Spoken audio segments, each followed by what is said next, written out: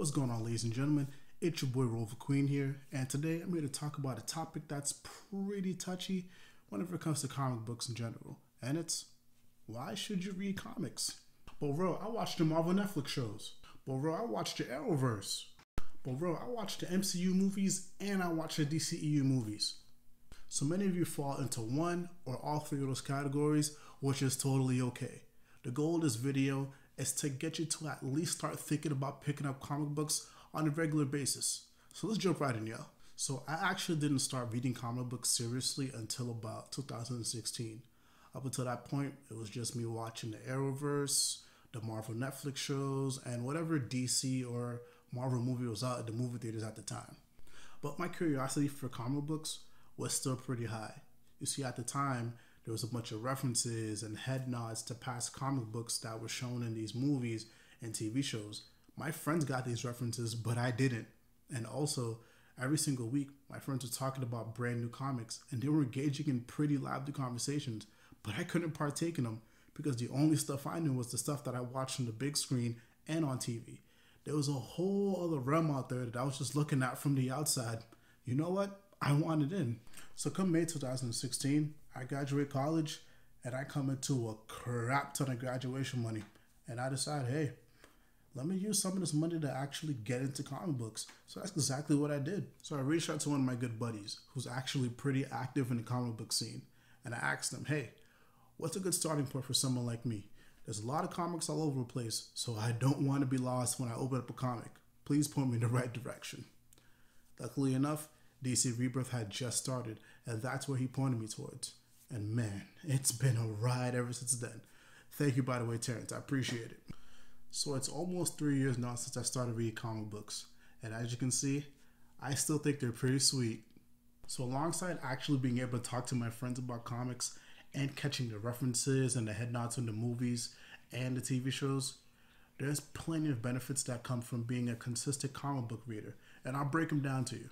So the first one's frequency. How long do you have to wait for a new season of Arrow, Legends of Tomorrow, Flash, or Supergirl? About 4 or 5 months after the last season finale, right? What about the Marvel Netflix shows? You're waiting roughly around 1 to 2 years. So what about the Marvel movies and the DCEU movies?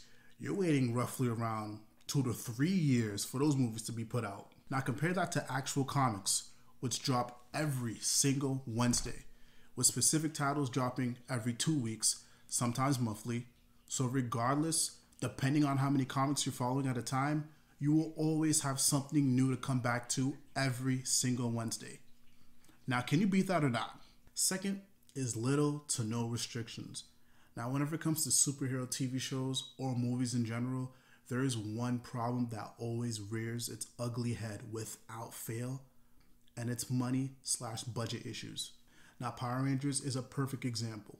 Power Rangers is still going strong, despite the fact that it's not as popular as it once was before. Regardless, I still have a deep love for the franchise, and that will never change. Still, over the course of the show's history, there has been many cases where corners were cut primarily due to money issues. This was way more apparent in the Mighty Morphin era. You could tell with the visuals, you can tell with the way the story was handled sometimes, and even character development. We even had actors quit as the show was still filming due to money issues. Woo. Fast forward to now, where we have 2 Mighty Morphin comics coming out at the same time. First up is Go-Go Power Rangers, which takes place before the arrival of the Green Ranger. Next, we have Mighty Morphin Power Rangers, which takes place after the arrival of the Green Ranger. And boy, they are such a breath of fresh air. Both comics give you an entirely different experience of the Mighty Morphin Rangers compared to the 3 seasons back in the 90s. You really get to experience what it's like for these Rangers to try to live actual teenage lives while also fighting an intergalactic war. Yo, the monster fights, whether they take place on the ground or in the Megazord, are just so much more visually appealing and creative. It's so nice not to have to work around Sentai footage. Also, without having to rely so much on the Japanese footage, the comics are able to take the story into brand new heights and expand beyond the typical Power Ranger episode formula. Now, this is just one example, and of course this may not be the case for all, because when you're dealing with movies, obviously, you have a much bigger budget. But still, I encourage you to go out, watch 1 or 2 episodes of your favorite comic book show, or go out and watch a movie or two, and then pick up the actual comics and then do a compare and contrast and see where the limitations lie between the comic version and the actual live action version, and see what you find. Third is crossovers. So by now, the Disney and Fox deal has come to a close. So you know what that means. Deadpool, X-Men, the Fantastic Four, Silver Surfer, and many other characters that Fox owned are finally back home at Marvel, and they are free to run rampant in the MCU as they please.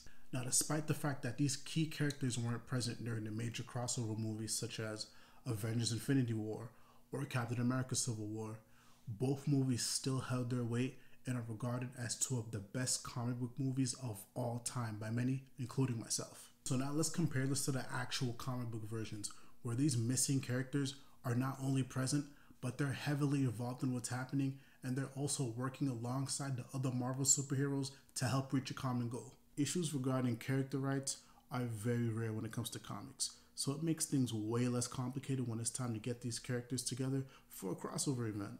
Because of this, both DC and Marvel have given us stellar crossover events, spanning from way back into the day, even until now. Some of the popular DC crossovers are The Blackest Night, Flashpoint, Crisis on Infinite Earths, Final Crisis, and Invasion. Some of Marvel's popular crossover events are Secret Invasion, Secret Wars, Infinity Gauntlet, Avengers vs. X-Men, and House of M. Definitely go check out those crossovers, especially the Marvel ones, because it's going to be quite a while before we see those newly acquired characters on the big screen. Number 4, and the most important, cost. So when it comes to cost, you can handle it 1 or 2 ways whenever it comes to comics. First are single issues. These are $3.99 and they come out every single 2 weeks. Sometimes the issues will be $4.99, and that's if it's part of an event, or if it's an annual, or if whatever title that you're following is a limited run series. The second are trade paperbacks. And all trade paperbacks are just a collection of 6 or 7 single issues, and they come out every couple months, and they cost between $16.99 to $19.99, which isn't bad. I personally prefer single issues because it's easier to stay on top of what's happening in the comic book world. Now, trades are perfect for those who don't mind waiting, or for those who possibly can't get to a comic book shop every single week. If you think those prices are crazy for whatever reason, don't worry, there's an option for you. Comic shops and other places that sell comic books typically have a 20% discount for subscribers, meaning that if you go to a place and you know you want to get your comics from there weekly, you can have them set aside issues for you, and whatever issues that they set aside gets 20% knocked off its regular price. I'm following about 4 to 6 different comic books at a time, so that 20% really makes a difference in how much I'm paying weekly. 5 is accessibility. Now, thanks to technology, you don't have to go out to get comics anymore if you don't want to. Comixology is a great alternative because it allows you to buy and read comic books instantly versus having to go to a comic shop every single week. Even though I prefer single issues and going to the comic shop, sometimes it's not possible just due to life. So Comixology is a really huge help for me. I'm just able to buy whatever issues I need and just read it right there, either on my phone or my laptop. 6 is representation.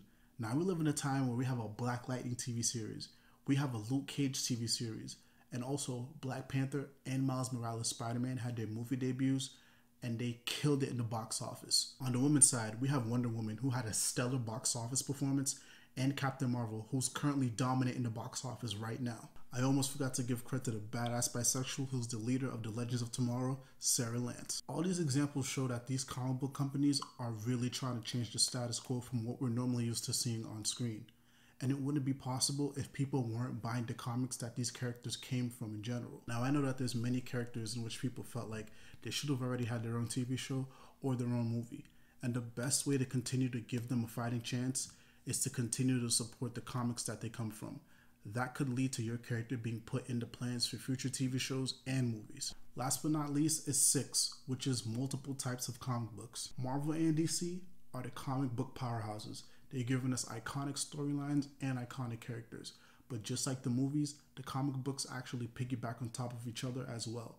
This can be intimidating for someone trying to get into comic books, especially since the comics release way more frequently than the movies do. Luckily enough, there's plenty of online guides that can help you navigate through these onslaught of comic books. And also, Marvel and DC have reboots every couple of years, meaning that a lot of their titles start at zero, which is a perfect entryway for somebody brand new who's trying to get into comics. Now, if you don't want to deal with the continuity-driven comics, then Image Comics is definitely the right publisher for you. Image publishes indie comics, and these comics have no relation to each other, which is perfect for a brand new comic fan who's trying to get into comics. Some of the more popular Image comic adaptations are Spawn, Witchblade, The Walking Dead, and Deadly Class. So right off the bat, that tells you there's a number of different genres that you can pick and choose from. In conclusion, I hope you're at least starting to think about picking up comics on a regular basis. Now, I too was lost and I too didn't know what the hell was going on. But when I got into comics and really stuck with it, after a while, it all just started to make sense. And my life has changed for the better. I love waking up on Wednesdays knowing that there's a brand new set of comics waiting for me. And I get to see how my favorite characters and favorite universes just grow and expand. I love talking comics with my friends and my family. I love being able to understand references and callbacks in movies. And most importantly, comic books has inspired me creatively. So much so, I created this damn YouTube channel so I could gush about these comics and spread the good news. If you enjoyed this video, please hit that subscribe button. I have weekly comic book reviews as well as other content that's about to start dropping, so you don't want to stay out of the loop. And if you have questions, thoughts, or suggestions, please drop them down below in the comments section. I love you guys. Have a good one. Roliver Queen out.